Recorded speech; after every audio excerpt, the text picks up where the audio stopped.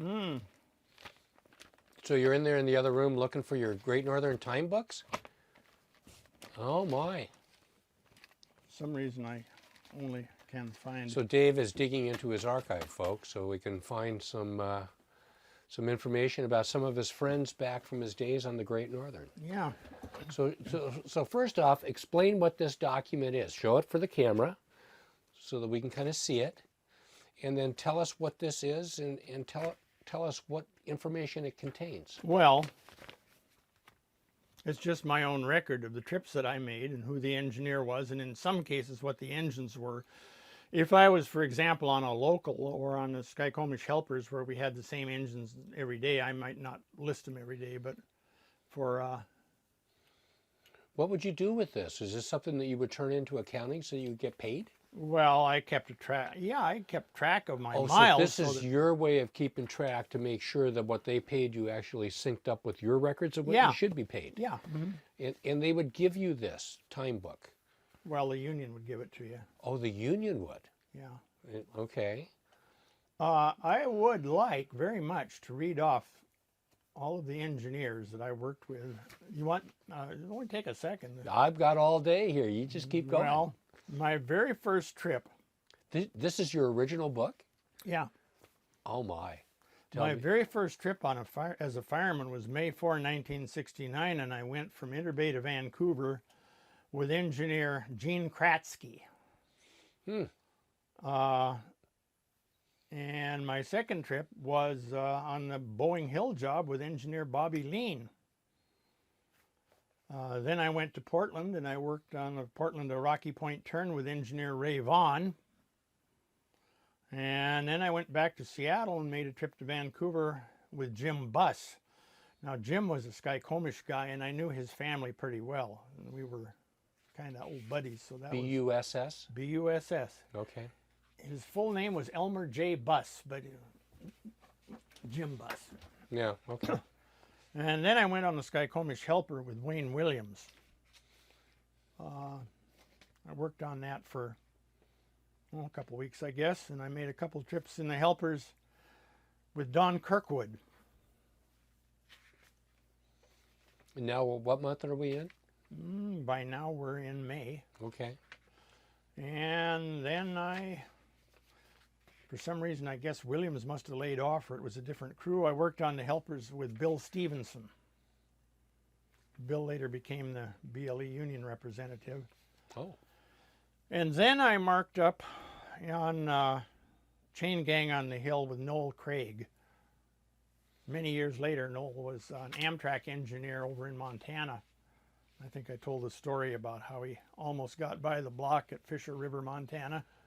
And I called him up on the radio and gave him permission to pass the red block.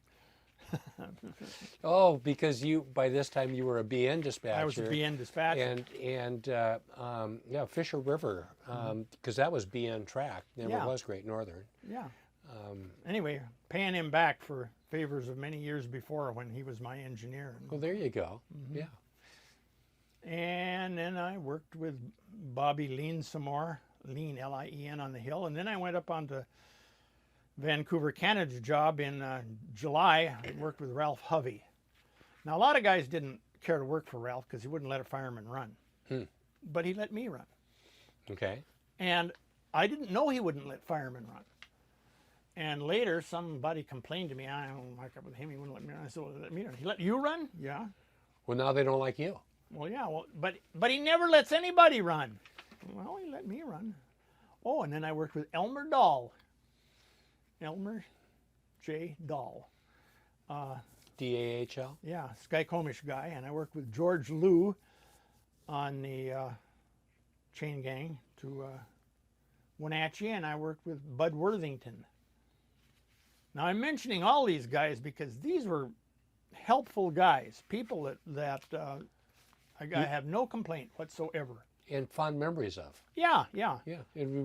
Looking at this is just like brings back old times. It kind of does. And here's a trip to Wenatchee with Wally Armstrong. Now, Wally was from Monroe. Oh. I'd known him for years. He'd gone to high school. He was a few years ahead of me in high school. He later wound up being the president of the Monroe Historical Society. Oh, really? Yeah. And then more trips with Bud Worthington. Oh, and a trip to, and I got some hostling in here at the Roundhouse mixed in with it. And then a trip to Wenatchee on the piggyback train with Al Kramlich. And another trip in chain gang with Noel Craig. Oh, and here, Yeah. they borrowed me onto the PC Railroad, the Pacific Coast, for a trip on the PC local with Virgil Ungarini. Virgil was the senior engineer. No, he was number 2 engineer on the Pacific Coast Railroad. And he had a Great Northern date as an engineer. As of the date the Great Northern purchased the PC, which was in 1951. Well, a 1951 engineer's date would get you nowhere. Well, after the merger, guess what? His Pacific Coast date took over. He ran around all of those guys. And So the Pacific Coast job, would that be like the Renton Rocket or that something? was the Renton Rocket, yeah. Okay. Yeah. And then not to bore everybody, here's a whole bunch of trips to Portland with Al Abdo. Al Abdo. A-L? Abdo, A-B-D-O, Paul Abdo's dad. A-B-D-O, okay. Oh. And a few trips with Clarence Lucky. Now, Clarence wouldn't let me run. But I never ever asked an engineer to run. Never did. Never ever asked. But, if they wanted you to let you run, they'd let you. If they didn't, they wouldn't. And he was the only one who didn't. He never asked. So But if they wanted to take a break or use Yeah. go up and use the gents or whatever, then okay, then they let you guys run. Yeah. Okay. I'll rattle off some other names here that I didn't make a whole lot of trips with. Dean Hossel on the south end. We cooked dinner on the manifold of the engine. Put a can of corn opened up and some string beans opened up and some other stuff that we'd gotten at the little deli in Chehalis by the track. Put it up on the manifold. I went back with some paper plates at Stillicum to get all this stuff and rescue it and bring it up so we could eat it. And guess what? The can of corn had turned upside down and all the corn had gone down into the inside the engine. So if they ever changed the oil on that engine and a bunch of corn came out in the old oil, that's how it got there. Forrest Witter, Skykomish helper engineer, only made a few trips with him, but here he is in November of that year. And then Forrest Briggs on the Wenatchee to Grotto local. The Wenatchee to Grotto local. Yeah, I mean, there isn't even a siding at Grotto anymore. No, but there used to be a cement plant there, and they were taking the thing down and scrapping it out, and we'd go over there and get a car scrap about once a week and bring it back to Wenatchee. Wow. And then the eastbound train would take it from there. And, well, a few more trips with Wayne Williams on the helpers, and then that ends the year out. And I didn't work for very much longer than that as a fireman. Because where it was fun running trains and it was fun working with these people and it was fun having all the new experiences, it wasn't fun to always be tethered to your phone. No, and there was no cell phones and not even pagers in those days, and you were tethered to your phone.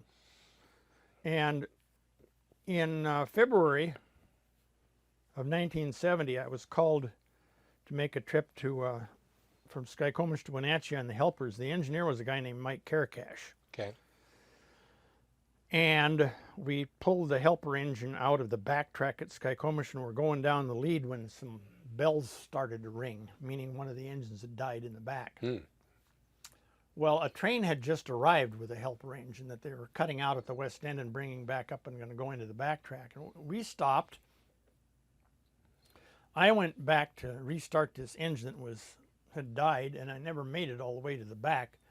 This helper engine coming up the back lead with nobody on the front end of it, being run from the other end, running backwards, crashed into us.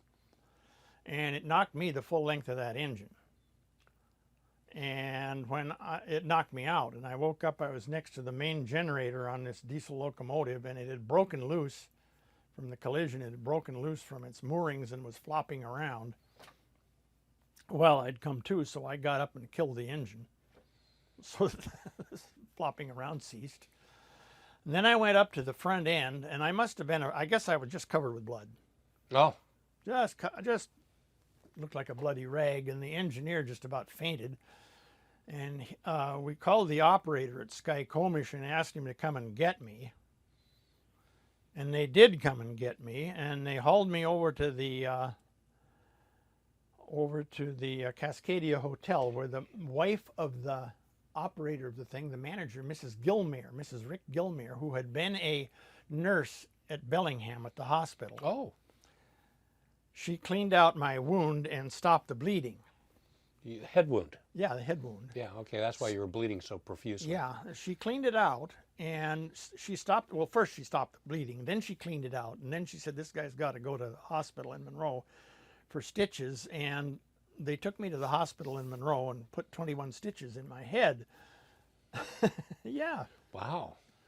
And I woke up the next morning in the hospital, and I felt kind of hungover, And this assistant superintendent, a guy named Tom Hemish, was standing over my bed. And I says, "Oh, hi, Tom, how are you?" And he says, "Well, I was just going to ask you the same thing." And he said, "Hey, it's true that you used to be a dispatcher on the NP, isn't it?" And I said, "Well, yeah."